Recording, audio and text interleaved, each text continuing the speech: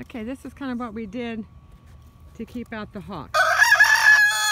You can see right about there, I've done some wires. You can barely see the fishing wires going from the coop and above the blackberry. This is my blackberries.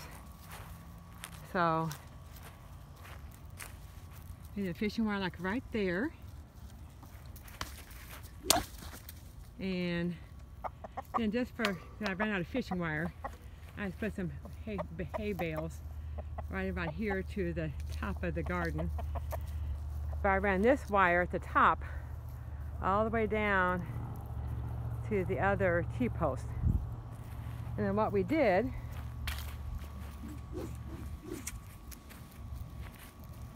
and you can see them better in the sun shining up against it. And this line here is running from the top of the blackberries all the way down to this T-post. And there's one right above my head right here, which you can't see. And that connects also. They say that the hawks will see these wires, or we can't see them, and you can't see them from the house.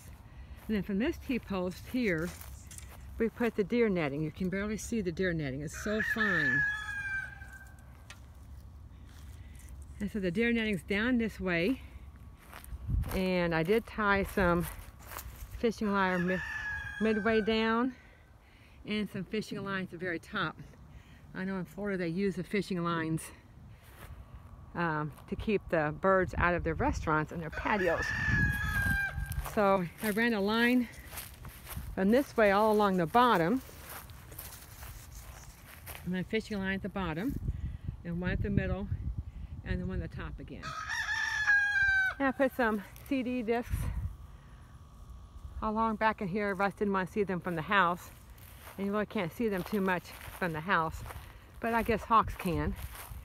This is just the blackberry bushes. When I trimmed the blackberry bushes, I kind of made like a little barricade, visual barricade, because the chickens like going back in this clump of bushes when it gets warmer. And that's where the hawks were dive bombing from back behind up the hill.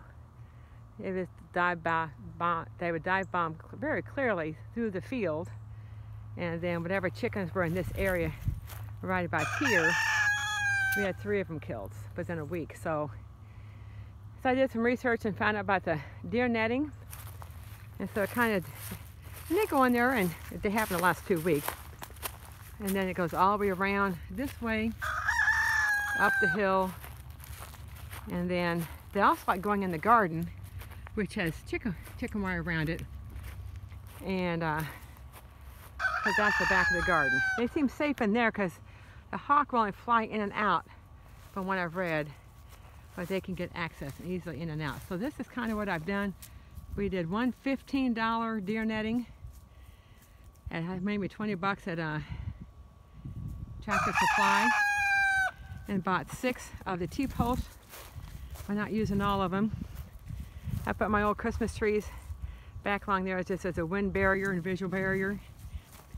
And again, like I said, my blackberry bushes up against the bushes there, the trimmings. So this has seemed to work pretty well.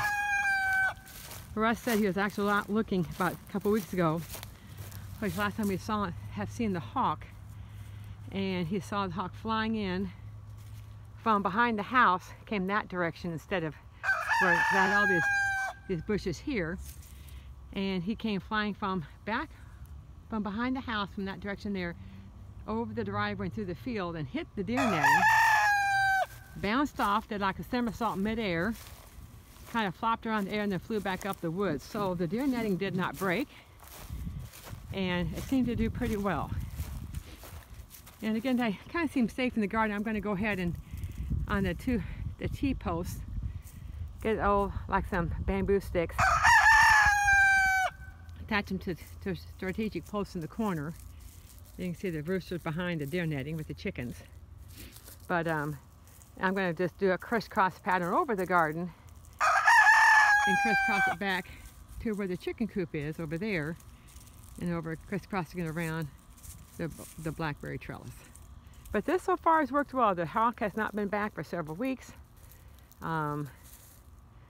So I did, like I said, I did reinforce ground level, halfway up, and all the way up. I put another string of, I think I used one $10 roll of 50-pound test fishing lines.